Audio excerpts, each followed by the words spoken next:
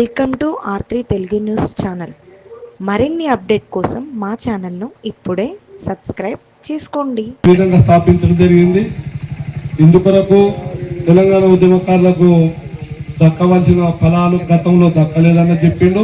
రానున్న కార్యాచరణ కూడా తెలంగాణ ఉద్యమకారులకు ఈ మధ్యలో కొంత మనకు సానుకూలంగా కూడా ఫలితాలు వచ్చే ఇండికేటర్ కూడా కనబడుతుంది. కాబట్టి మనం సానుకూలంగానే ఏదైనా కూడా మనం మంచి మనసుతో అర్థం చేసుకొని మంచి జరుగుతుందని భగవంతుని మీద భారం వేసుకుంటూ, లేనట్లయితే రానున్న రోజులలో టఫ్ ఆధ్వర్యంలో వివిధ రకాలైన పోరాటాలు చేయడానికి టఫ్ వెనుకపోదని సందర్భంగా తెలియజేస్తూ, ఎందుకంటే మనం ఏ నిర్ణయంతోనైతే పోతున్నామో ఆ నిర్ణయం అమలయ్యేదాకా మన డిమాండ్ నెరవేర్చేదాకా ఎట్టి పరిస్థితుల్లో కూడా ఊపుండేది లేదు.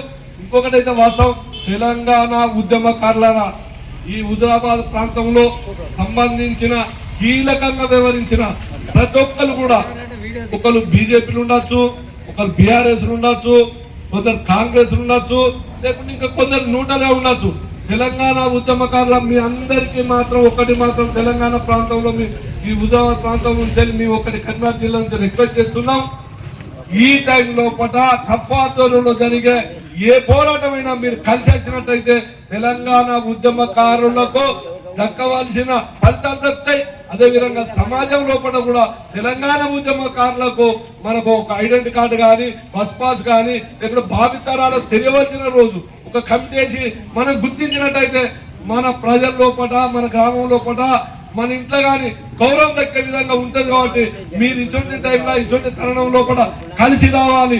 అందరూ కలిసి ఉన్నప్పుడు మాత్రమే ఇట్లాంటి కార్యక్రమం జయప్రదం అవుతుంది. ఇంకా రానున్న రోజులలో వరంగల్ కేంద్రంగా పెద్ద మొత్తంలో ఒక బహిరంగ సభ కూడా ఏర్పాటు చేయడానికి టఫ్ ఆధ్వర్యంలో కూడా నిర్ణయం తీసుకుంటున్నాం. ఆ కార్యక్రమానికి అన్ని పార్టీలు ఉన్న తెలంగాణ ఉద్యమకారులు కలిసి వచ్చి తప్పకుండా మన డిమాండ్లను నెరవేర్చేదాకా పోరాటం చేసి మీ అందరూ కలిసి రావాల్సిందిగా విజ్ఞప్తి చేస్తూ ఈ అవకాశం కల్పించిన